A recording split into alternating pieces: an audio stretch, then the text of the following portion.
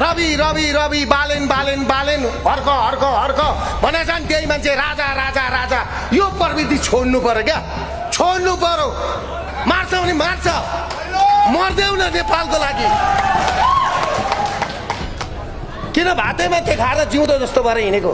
सुबह उठो, भीड़ का एक हिस्सा बनो, शाम को जाओ दारू पियो और बच्चा पैदा करो, क्योंकि तुम्हारा अंदर का इंसान मर चुका है। रवि रवि रवि रवि रवि भनेर ठुलो बनाएको होइन। बालेन बालेन बालेन बालेन बालेन ठुलो।